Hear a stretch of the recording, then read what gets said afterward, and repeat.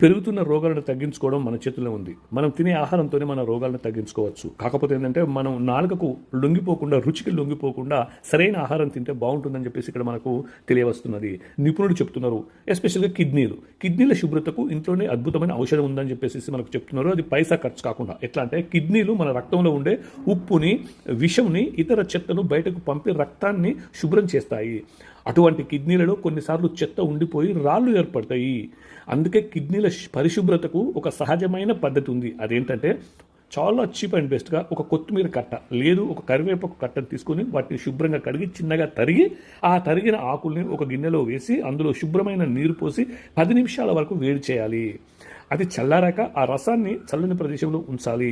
దీనిని ఒక గ్లాసుడు చొప్పున తాగాలి. ఇలా వారానికి ఒకసారి 2 సార్లు చేస్తే మంచి ప్రయోజనం కలుగుతుందని చెప్పేసి నిపుణులు చెప్తున్నారు. ఇలా చేస్తే కిడ్నీలలో ఉన్న చెత్త, విషం లాంటి పదార్థాలన్నీ బయటకు పోతాయి. దానివల్ల కిడ్నీ సమస్యలు వచ్చే అవకాశాలు చాలా తక్కువ ఉంటాయి. వచ్చినాక కూడా మనం కిడ్నీని కాపాడుకోవచ్చు అని చెప్పేసి మన ఆరోగ్యం మన చేతిలో ఉందని చెప్పేసి మీరు గుర్తించాల్సిన అవసరం ఉంది.